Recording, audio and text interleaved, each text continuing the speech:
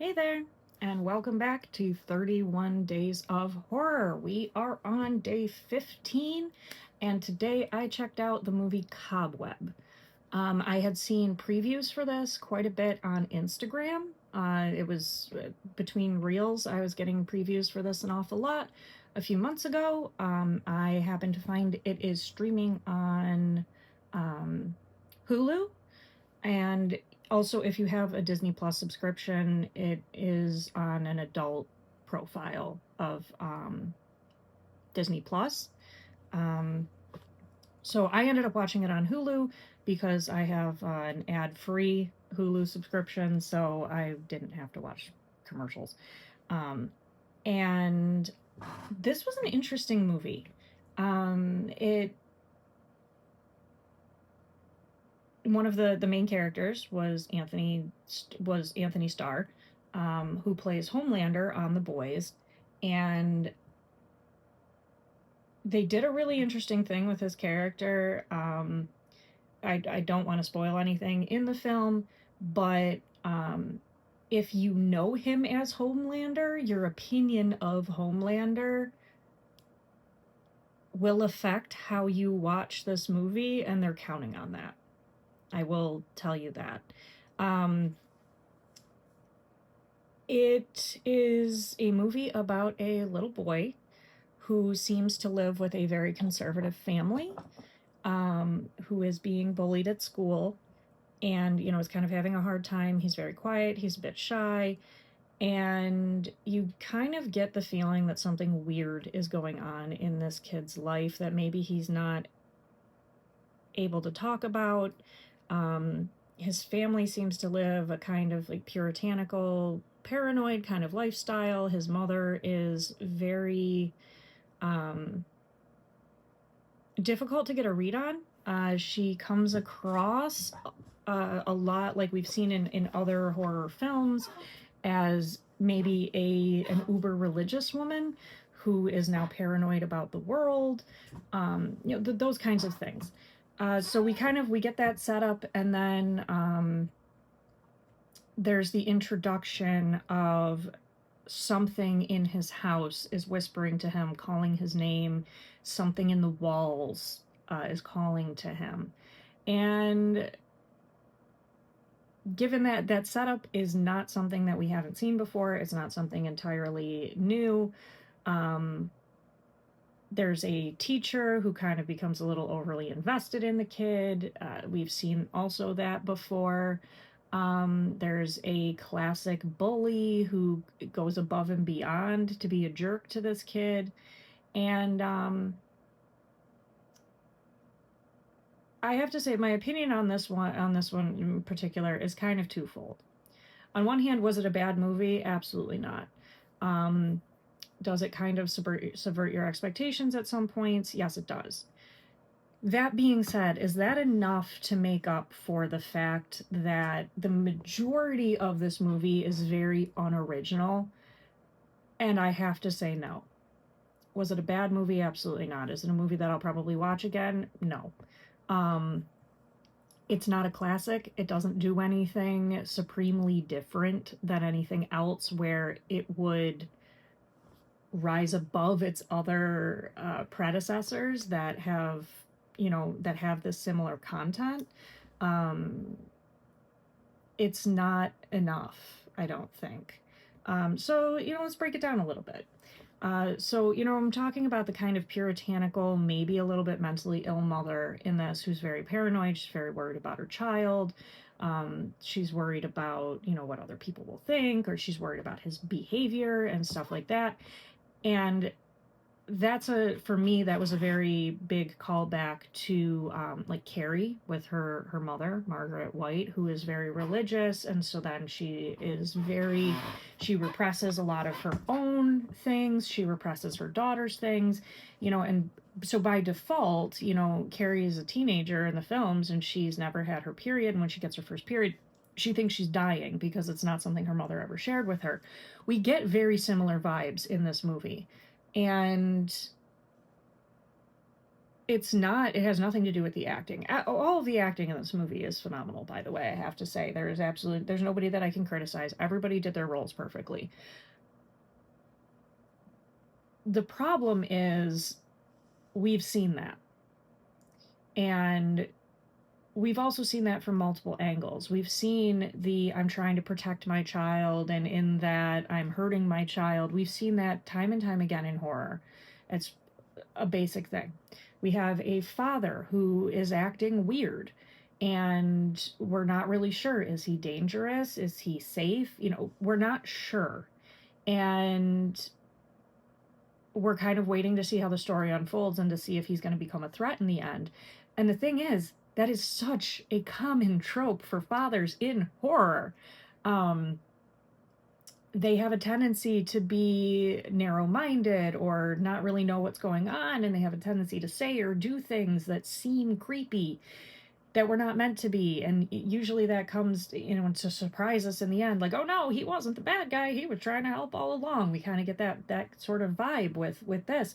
But having the father be a potential threat, we have seen that so many times. We have seen that in good example. I mean, The Stepfather is literally about a man who seems like a great father, moves into a house, and then he kind of gets pissed off at the family and murders everybody. We've seen that's an entire series of movies. It's kind of like the wicked stepmother in older Disney movies. Like, it's a trope. We've seen it. It's not new, and you can't subvert expectations with that, because either he's going to turn out to be absolutely fine and we were just viewing that from a different lens, or it's going to turn out he is the bad guy, or he's somehow involved in it. And you can't surprise anybody with that anymore, because it's such a common trope that's been done so many times. Also, the teacher who's overly invested, it's kind of something that's shoehorned in a lot of films, because you have to figure out a way to rescue a kid.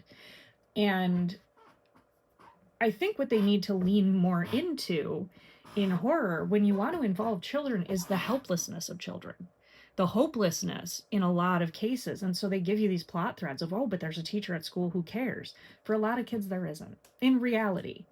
And so in that case, reality for children, if put in these situations, is so much scarier than in horror, than what they do, because horror introduces potential heroes to save these kids in the end. Real life doesn't always do that, because real life it's usually people that know them that hurt them. Or it's real life is there isn't anybody at school who's overly interested. I mean, in my schooling, I can't speak for my grade school days, because I went to Catholic school and there were literally 12 kids in my class. So, of course, I was known by faculty and staff, because there's only 12 of us.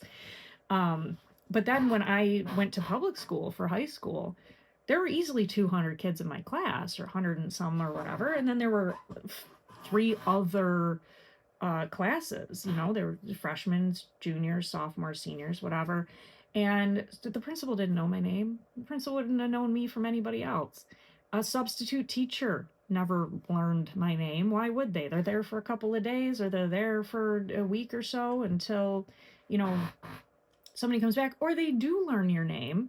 They might be a little concerned, but I've never had a teacher take that overt interest in really anybody. Or if I have known cases, it's a small, like, it's one off. It's not very common.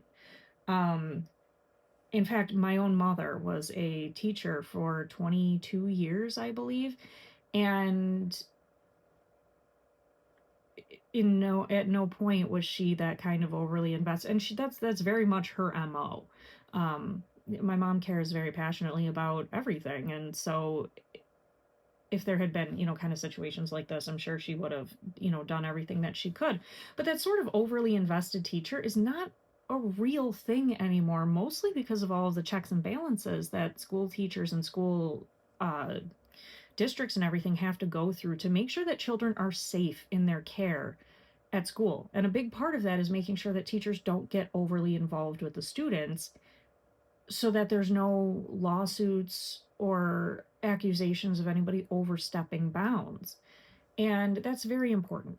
in the real world, but it kind of ruins things in horror or in movies in general, because it sort of ruins the immersion when you get to a certain point where the only reason that anybody survives is because of something that doesn't really exist in real life anymore. Um, and also then there's the bully thing. Bullies in movies are always at like a criminal level of hatred, especially when it comes to kids. Bully kids in movies are so one-dimensionally like criminally insane. And for somebody who has grown up um unintentionally being a bully to other people, and when I say that, I mean I make a lot of jokes. It's just my nature. And in my younger days, I don't think I always realized that sometimes my jokes were a little on the mean side. I have since, I hope, graduated from that, and I hope that anybody that I've hurt in the past, I have already apologized to. If I missed you, I'm sorry. Um, but so having been on that side of it, and then because, when you're in a class of 12 people, you're big man on campus, there's only 12 of you. Um, but then when you go to a bigger school, everybody else is the big fish, and I'm just the tiny fish now dropped in a small pond where I don't know anybody.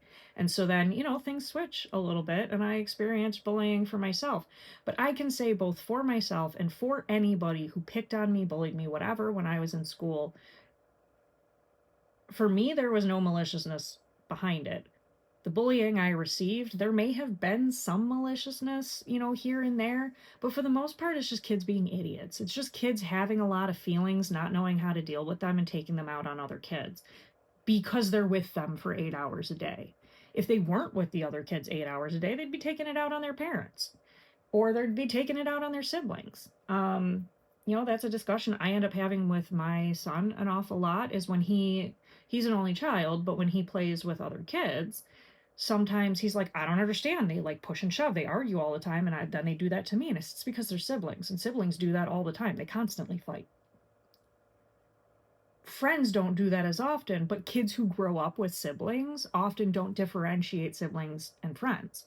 So for them, roughhousing with their siblings is something that they do every day. It doesn't dawn on them that roughhousing with other kids might not be okay, because those kids might not be used to it. Kids are going through so much crap all the time. And it is so frustrating, especially when you're looking at their different ages and how they're developing. They, for their whole lives, they experience emotions the same as we do. They experience the plethora of emotions that we do. And they're not stupid, they're just new. So they don't know the descriptions or how to express everything that they're experiencing. And so a lot of times that comes out naturally as aggression. And there are some horror movies that do deal with this very well, where they talk about how children deal with certain feelings, how they deal with certain elements. But then at the same time, they always write bullies in movies as just these mercilessly horrible, completely non-redeemable, awful people that you're waiting to get ripped apart in horror. And then you have to kind of dial it back and remind yourself, that's a child. That's not like, John Smith down the street who like revs his motorcycle engine at 3 a.m. and wakes up the neighborhood because he's being a jerk.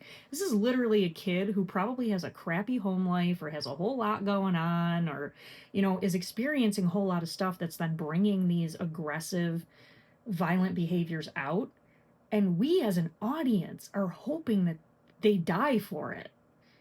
When the reality is, when I encounter other kids who might be picking on my son or giving my son a hard time, I never feel that towards real children. I feel more sympathy because I understand they're going through a lot of things and they just don't know a different way to do this.